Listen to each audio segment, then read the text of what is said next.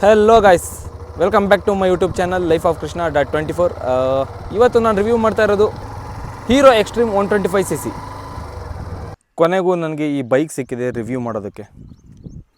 ಮೊದಲೇ ಹೇಳ್ಬಿಡ್ತೀನಿ, ಈ ಬೈಕ್ ನೋಡೋದಕ್ಕೆ ತುಂಬಾ ಸ್ಪೆಷಲ್ ಆಗಿದೆ.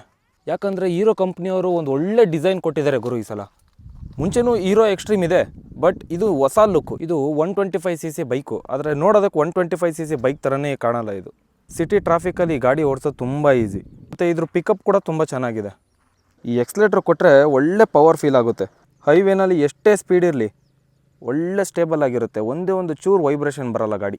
ಒಟ್ಟಿನಲ್ಲಿ ಸಿಟಿಗೆ ಮತ್ತು ಹೈವೇಗೆ ಎರಡಕ್ಕೂ ಪರ್ಫೆಕ್ಟ್ ಗಾಡಿ ಗುರು ಇದು.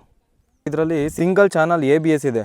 ಇದೊಂಥರ ಈ ಗಾಡಿಗೆ ಒಂದು ಪ್ಲಸ್ ಪಾಯಿಂಟ್ ಅಂತ ಹೇಳ್ಬೋದು ಸೇಫ್ಟಿ ವಿಷಯದಲ್ಲಿ. ಮತ್ತು ಇದರಲ್ಲಿ ನಿಮಗೆ ಡಿಜಿಟಲ್ ಕನ್ಸೋಲ್ ಸಿಗುತ್ತೆ. ಪೆಟ್ರೋಲ್ ಇಂಡಿಕೇಷನ್ನು, ಟೈಮು ಮತ್ತು ಕಿಲೋಮೀಟರ್ ಪರ್ ಹವರು, ಎಷ್ಟು ಕಿಲೋಮೀಟರ್ ರೇಂಜ್ ಹೋಗ್ಬೋದು, ಪ್ರತಿಯೊಂದು ಡೀಟೇಲ್ ಸಿಗುತ್ತೆ ಇದರಲ್ಲಿ.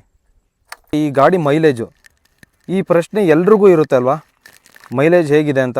ಹೀರೋ ಕಂಪ್ನಿ ಹೇಳೋ ಹಾಗೆ ನಿಮಗೆ 65ರಿಂದ 70 ಮೈಲೇಜ್ ಬರುತ್ತೆ ಅಂತ ಹೇಳ್ತಾರೆ. ಆದರೆ ಒಂದು 50ರಿಂದ 60 ನಾವು ಎಕ್ಸ್ಪೆಕ್ಟ್ ಮಾಡ್ಬೋದು. 125cc ಇಷ್ಟು ಮೈಲೇಜ್ ಬರುತ್ತೆ ಅನ್ನೋದಾದರೆ ಪೆಟ್ರೋಲ್ ಬೆಲೆ ಬಗ್ಗೆ ಏನು ಯೋಚನೆ ಮಾಡಬೇಕಾಗೇ ಇಲ್ಲ. ಈ ಗಾಡಿನ ತೊಗೋಬೋದಾ ಅನ್ನೋ ಒಂದು ಡೌಟ್ ಇದ್ದರೆ ಖಂಡಿತ ತೊಗೊಳ್ಬೋದು.